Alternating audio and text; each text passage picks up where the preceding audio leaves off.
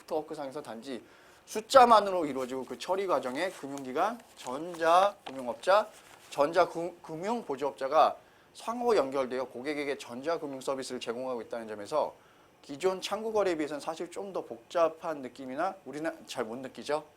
측면이 있기도 합니다. 또한 창구직원과 대면을 통한 창구거래에 비해 모든 거래를 고객이 직접 전자적인 방법으로 수행하고 그 과정이 자동적으로 처리됩니다. 그렇기 때문에 수수료가 싼 겁니다. 그래서 전자금융거래는 고객 본인도 모르게 거래가 발생하거나 조작의 실수, 특히 이 조작의 실수가 많이 있을 수 있겠죠. 예컨대 뭐 어디 계좌이체를 하면서 번호를 잘못 눌러서 다른 사람 계좌에 잘못 입금이 됐다든가 하는 경우도 있을 수 있겠죠. 이중거래가 발생할 경우, 뭐 클릭을 원래 그 전자 인터넷 뱅킹 하시면은 그 더블 클릭하지 말라는 말이 이렇게 어떤 순간에 뜰 때가 있습니다. 그럼 뭐냐면은 확인을 더블 클릭해서 확인을 2번 누르는 순간 이게 2번 이중이체가 되는 경우도 있기 때문에 그러죠.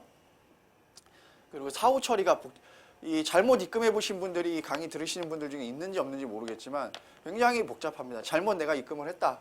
은행 창구에 가서 잘못 입금한 거에 대해서 증명을 하고 그걸 다 쓰고 그러면 그 은행에서 그 잘못 입금 받은 사람이 만약에 타행이다. 그럼 또 그 은행에 전화해서 절차를 밟습니다.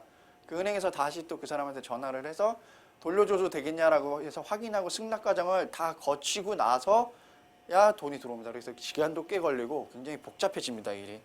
자, 그 잘못 입금하거나 했을 경우 불편을 줄 수 있고 그리고 해킹 같은 경우를 당할 경우에는 거의 뭐 무방비로 당할 수도 있다라는 것이죠.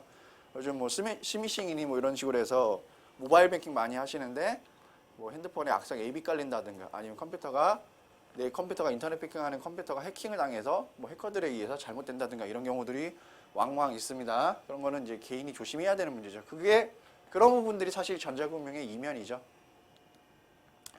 자, 전자금융은 그 비대면 비서면적 특성이 확실히 고객에게 이용 편리성과 신속성을 제공하긴 합니다. 하지만 한편으로는 바로 이러한 특성이 전자금융 거래가 보안에 취약하다는 것이죠.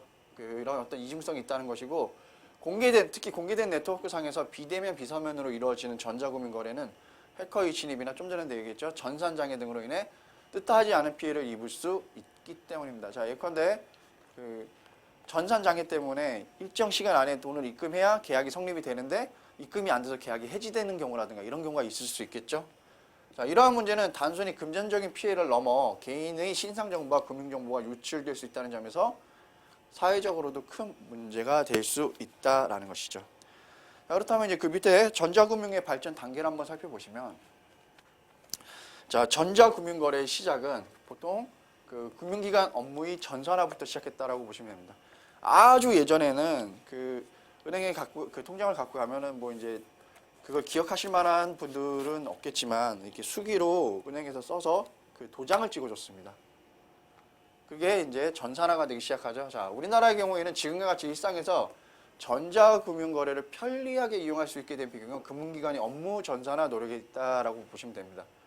특히 1970년대부터 은행에서 자체 본전과 지점 간에 온라인망을 구축하여 그동안 수작업으로 처리하던 송달 업무나 자금 정산 업무 등을 전산적으로 처리할 수 있게 되었다는 것이죠. 그래서 금융기관의 업무 전산화가 본격적으로 시작되었고 이후 1980년대 국가정보산업사업의 하나였던 은행 공동이용 전산망 구축으로 확대되면서 고객에게 다양한 전자금융 서비스를 이용할 수 있는 기반을 만들었다는 겁니다.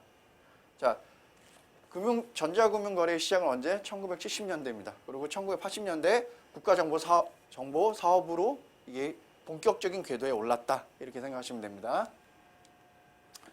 자, 은행 공동 전산망의 구축은 기본적으로 그 은행의 각 전산 시스템을 공동으로 연결해서 24시간 연중 무휴로 금융 서비스를 제공하고 전국의 일일 결제권화. 뭐 지금 여러분들 이런 얘기 들으면 막 스마트폰 같은 걸로 뭐 모바일 뱅킹 하면 뭐 몇 초면 뚝딱뚝딱 하고 뭐 무슨 페이 해갖고 전자적인 결제가 뚝딱뚝딱 이루어지는 시대에 뭐 이런 얘기를 하냐 이렇게 들을지 모르겠지만 어쨌건 이게 은행 금융권에서 이 전산화가 이렇게 시작됐다라는 것입니다. 사실 뭐 컴퓨터라는 게 나온 지 그렇게 길지 않습니다.